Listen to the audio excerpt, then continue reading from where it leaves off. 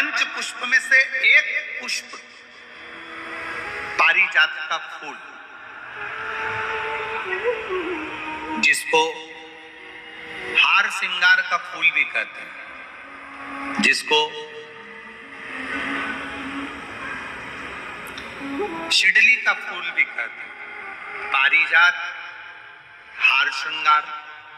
मैं निवेदन करूंगा आस्था चैनल से कि पारिजात का जो पुष्प है उसका दर्शन भी आप सभी श्रोता भाई बहनों को टीवी के माध्यम से कराते जाए। जितने लोग टीवी पर कथा सुन रहे हैं, जितने लोग फेसबुक यूट्यूब पर कथा सुन रहे हैं, वो भी इस पारिजात के फूल का दर्शन अवश्य करें। और एलईडियां लगी हुई हैं, उन पर भी आप आराम से पारिजात के फूल का दर्शन कर सकते हैं। पारिजात का पुष्प, हार श्रृंगार का फूल, ऊपर से सफेद, नीचे जो उसकी डंडी होती है वो थोड़ी नारंगी होती है, संतरे के कलर की होती है, नारंगी कलर। महाराज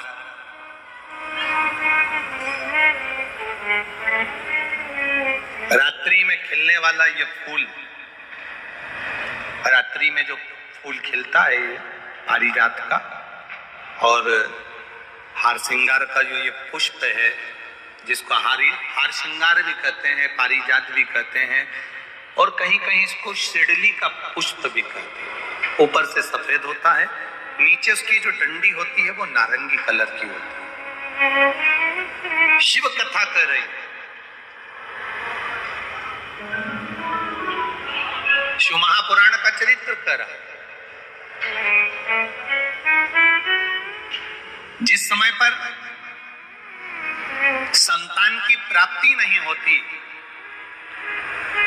या किसी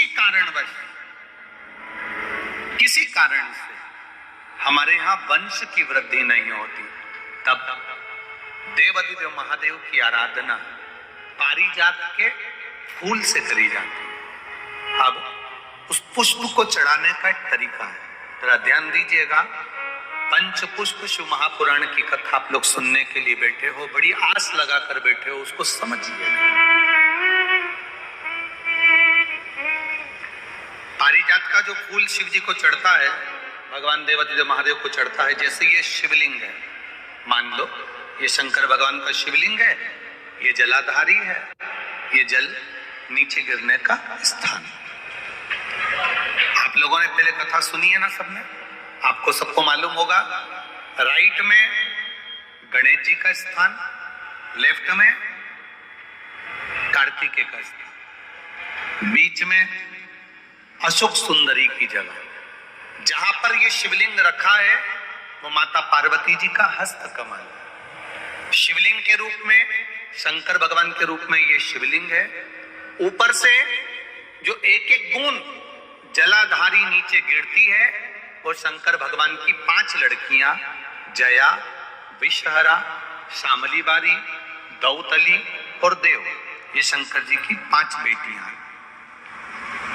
वंश वृद्धि के लिए, कार्य सिद्धि के लिए, वैभव प्राप्ति के लिए, या अपने हृदय की सुख समृद्धि के लिए, संतान प्राप्ति के लिए पारिजात हार श्रृंगार के फूल की शिव जी को आराधना होती है। हार श्रृंगार का जो पुष्प होता है, अशोक सुंदरी वाली जगह पर हम पारिजात के पुष्प को समर्पित करते हैं। उसकी डंडी का जो मुख है वो शिवलिंग की ओर होता है जब अपन अशोक सुंदरी पर चढ़ाते हैं, और फूल का मुख इधर होता है। वापिस उसी पारिजात के पुष्प को उठाकर हम माता पार्वती जी के हस्त कमल पर, जो गोल हस्त कमल है, वहां समर्पित करते हैं। उस जगह पर माता पार्वती जी की ओर से जो पुष्प समर्पित किया जाता है, उसकी डंडी पारिजात की हमारी ओर होती है, पुष्प का मुख महादेव की ओर होता है। तीसरी जगह, जब हम पारिजात के पुष्प को अशोक सुंदरी पे से उठाकर जगत जननी के हस्त कमल पर रखते हैं, हस्त कमल पे से उठाकर देवाधिदेव महादेव के शिवलिंग पर रखते हैं, उस समय पर पारिजात के पुष्प की डंडी शिवलिंग के ऊपर होती है और फूल का मुख अपनी ओर होता है। इस जगह पर पारिजात के पुष्प की डंडी के केसर से ही महादेव को त्रिपुंड लगाया जाता है और महादेव से प्रार्थना करी जाती है। अब पारिजात के फूल का केसर कैसे बनाना है वो भी एक बार आप लोग अच्छे से समझे। जैसे मान लो अभी पारिजात का तो फूल यहाँ पर नहीं है, पर आप टीवी पर दर्शन कर रहे होंगे। पारिजात पुष्प की जो पीछे की डंडी होती है, फूल सफेद और पीछे जो डंडी होती है नारंगी कलर की, केसरिया कलर की, उसको तोड़ लिया जाता है। तोड़कर ऐसी 25-50 फूल की पीछे की डंडी को तोड़कर उसको रख दिया जाता है। उसको धूप में नहीं सुखाते, केवल घर में उसको एक कटोरी में या थाली में रख दो, वो धीरे धीरे सूख जाएगा। सूखने के बाद उसको पीस लो, पीसकर उसका चंदन तैयार हो जाएगा पारिजात फूल की उस डंडी का। और जिस समय वंश के लिए, सिद्धि के लिए, कार्य सिद्धि के लिए या वैभव प्राप्ति के लिए हम पारिजात का पुष्प देवादिदेव महादेव को समर्पित करते हैं, उस समय इसी को पानी में घोलकर देवादिदेव महादेव को जब आप लगाएंगे तो जैसे केसर घुलती है, केसर का जैसे कलर होता है, केसर जैसी सुगंध करती है, वैसे की वैसे ही ये पारिजात की जो डंडी आप लोगों ने सुखाई है, वही डंडी का जो चंदन बनाया है, शिव जी को लेपन करा है, उस समय पर अपने हृदय की बात आपने जो देवादिदेव महादेव को कही है, बस वही सुगंध हमारे जीवन में आना प्रारंभ हो जाती है। वो पारिजात हार श्रृंगार। अब जरा ध्यान दीजिएगा, हार श्रृंगार के पुष्प, पारिजात का जो पुष्प है, सोमवार की अष्टमी पड़ने पर यदि हम देवादिदेव महादेव की पारिजात के फूल से आराधना करते हैं, स्मरण करते हैं, तो उसका फल भी हमें अधिक प्राप्त होता है। पारिजात का पुष्प, हम तो यहाँ तक कहेंगे अगर आपके यहाँ हार श्रृंगार का पेड़ लगा हो, पारिजात का पुष्प यदि आपके यहाँ होता हो, रात को खिलता है, सवेरे मिलता है, ऐसा पारिजात का अगर वृक्ष आपके यहाँ लगा हो तो प्रयास करना। 12 महीने शिवरात्रि आती है, बोलो आती कि नहीं आती? आती है ना 12 महीने। 12 महीने शिवरात्रि आती है। कैलेंडर पर एक गोला बनाकर रख देना कि हमको ये शिवरात्रि आई है, हर महीने की शिवरात्रि तुम्हारे ध्यान में रहेगी। एक पारिजात का पुष्प, हार श्रृंगार का पुष्प एक अगर देवादिदेव महादेव को आपने चढ़ाना चालू कर दिया, समर्पित करना प्रारंभ कर दिया, तो आपको पीछे पलट कर देखने की जरूरत नहीं पड़ेगी, महादेव हाथ पकड़ ही लेता। पारिजात का पुष्प शिव को समर्पित।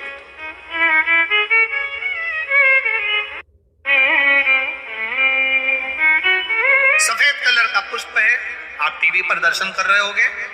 केसरिया कलर की, नारंगी कलर की उसकी डंडी है, भगवान शिव को समर्पित।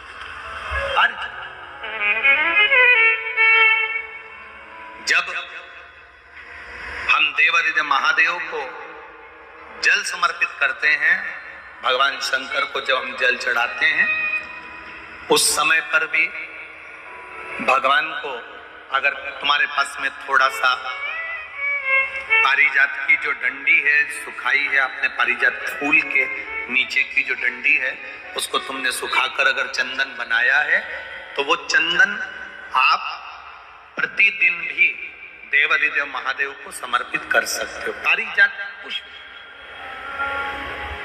एक बात और हमारे स्मरण में रहे,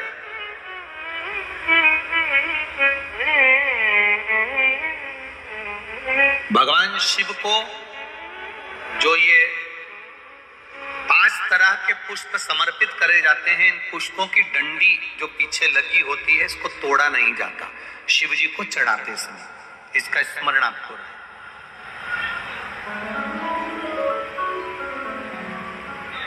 3 शिवालय ऐसे हैं जहां पर पारिजात के पुष्प को समर्पित कर देने से, भगवान शंकर को अगर पारिजात का पुष्प समर्पित किया जाता है तो मनवांछित फल की प्राप्ति होती है। पहला, मां नर्मदा से निकला हुआ कंकर नर्मदेश्वर महादेव। अगर कहीं नर्मदा जी के कंकर से शिवलिंग बना हुआ है तो मां नर्मदा के शिवलिंग पर पारिजात का पुष्प समर्पित होता है।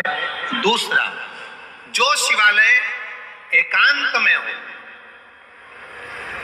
एकांतेश्वर महादेव जो एकांत में बैठे हो, भले ओटले पर बैठे हो, अकेले बैठे हो, एकांत में बैठे हो, वो एकांतेश्वर महादेव पर भी पारिजात का पुष्प समर्पित कर देने से, अगर कोई अदालत का कोर्ट केस होता है तो बाबा देवादिदेव महादेव का मात्र पारिजात पुष्प का स्मरण या उसको समर्पित कर देने से भी फल की प्राप्ति होती है। तीसरा, ऐसा शिवालय जो नदी के तट पर हो, सरोवर के तट पर हो, कुंड के तट पर हो, बावड़ी के तट पर हो, कुएं के तट पर हो। आप सब लोग तो ग्रामीण क्षेत्र के निवासी हैं और जितने लोग भी कथा सुन रहे हैं आस्था चैनल पर, फेसबुक, यूट्यूब पर, सबके स्मरण में होगा, पहले हमारे जो पूर्वज होते थे वो कुआं बावड़ी के पास में शंकर जी का शिवलिंग रख देते थे। ध्यान में होगा, जिसको स्मरण में होगा उसको मालूम होगा। शिवलिंग लाते थे और जहां कुआं होता था, बावड़ी होता था, तालाब होता था, नदी होती थी, उसके तट पर, उसके पास में शिवलिंग रख देते थे। कारण क्या है? किसी जलाशय, कुआं, बावड़ी, तालाब, नदी, सरोवर, इसके पास में जो शिवलिंग होता है उस शिवलिंग को बहुत सिद्ध करने की जरूरत नहीं होती। स्वयं गंगा मैया उस कुंड बावड़ी के रूप में रहकर शिवलिंग को सिद्ध कर देती है और वहां स्वयं विराजमान हो जाती है महाराज।